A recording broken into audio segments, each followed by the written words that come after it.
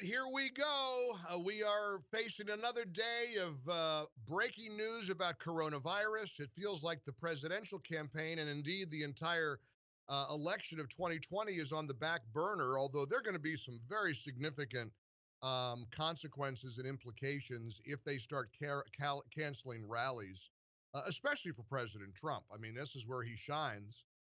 Everybody is going to face some kind of impact, and we're going to have to see how bad it is. Right now, there's a debate on Capitol Hill about a coronavirus bill, protections that our elected officials are going to try to put together for people who are going to be out of work.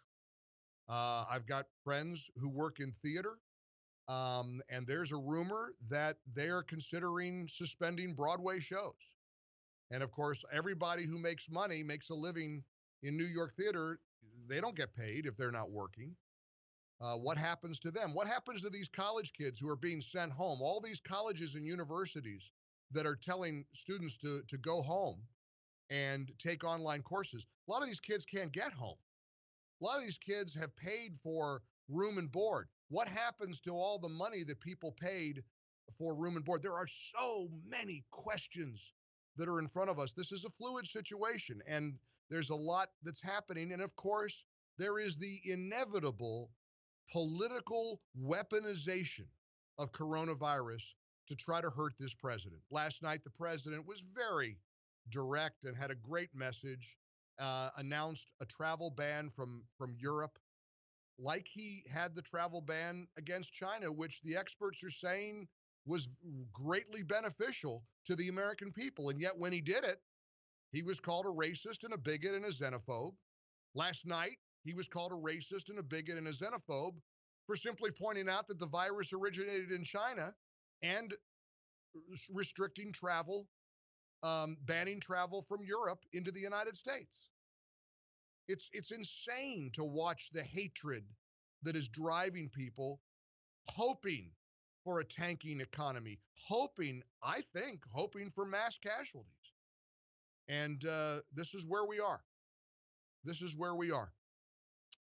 We got an update. Let me bring you up to date in real time in terms of what we have so far. The New York City St. Patrick's Day Parade has been postponed. It's the first time, I think, in 258 years that the New York St. Patrick's Day Parade has not taken place. The first time, listen to this. This is the first time the New York St. Patrick's Day Parade has been disrupted since its inception in 1762. Now, I'm not trying to be a smart aleck here. I gotta believe America was facing bigger challenges than coronavirus since 1762. But that's just me. Of course, we know last night the NBA announced a suspension of its season, and there is breaking news now involving the NBA. Breaking now on the Mike Gallagher Show. A second NBA player has tested positive for coronavirus. It is one of Rudy Gobert's teammates, Donovan Mitchell of the Utah Jazz, has tested positive for COVID-19, according to ESPN. Mitchell was the only other member of the Utah Jazz team and staff to test positive for the virus. The team has conducted 58 tests in all.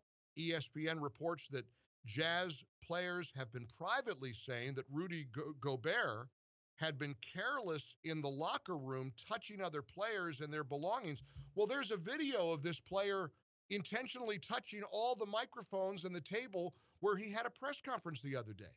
And this is one of the players who tested positive. Pavlina's got the video that we're playing right now on the video stream. If you haven't seen this, it is a pretty shocking example of somebody being irresponsible and reckless. He thinks he's being funny, I guess. He was sitting at a table with microphones, and they were talking about coronavirus. This is Monday before he knew that he had the coronavirus. He gets up and starts to leave the table, and this Rudy Gobert goes back and starts touching all the microphones and the mic flags and the things that are on the table like a joke. And now apparently other players are saying the same thing, that he was being very reckless and touching everybody. My goodness. So what happens to him? What happens to people about when it comes to the price gouging? I started my day in a real spirited battle with one of my dearest friends, Mark Davis. Mark is a rock rib conservative who's the dean of Texas talk show hosts. I don't exactly understand where Mark is coming from when he insists there should be no such thing as price gouging. You can price gouge all you want. The marketplace decides.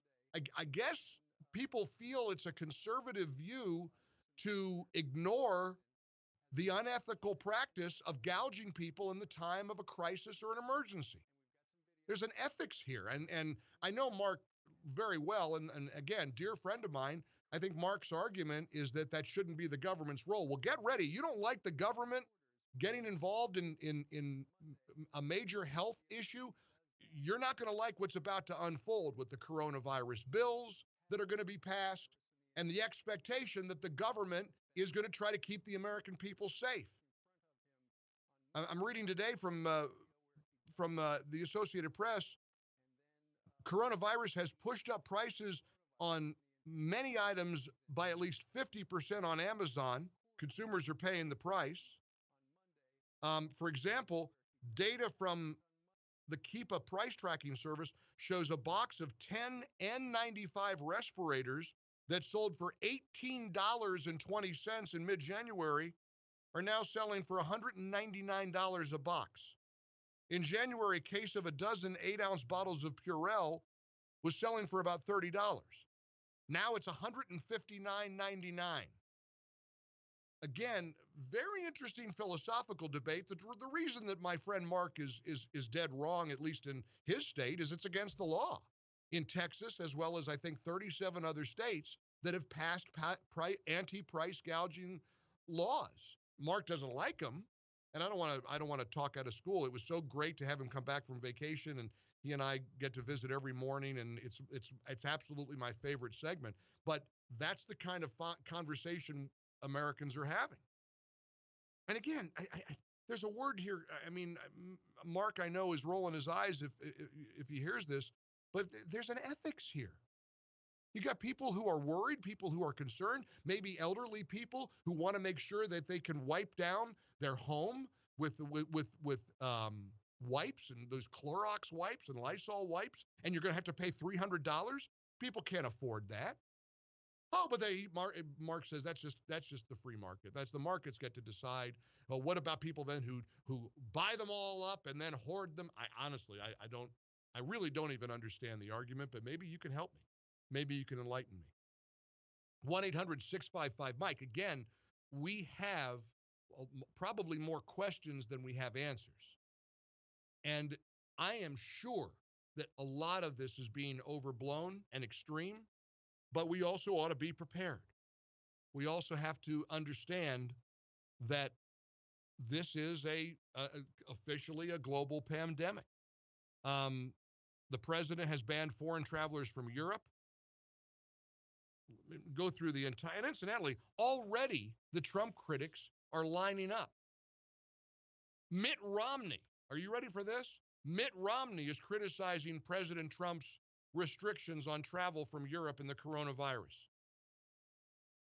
Now, Romney is closing his Capitol Hill office. He announced that yesterday. But he told reporters he's not sure what a travel ban would do, and that the U.S. response should focus on community spread, defined as a transmission within the community without a known source. You know what's being completely overlooked is the fact that the president's decision to ban travel from China has probably saved a lot of lives here and has kept us ahead of the coronavirus. Now, good old Mitt, there he is, criticizing the president apparently already on the travel ban. It's unreal.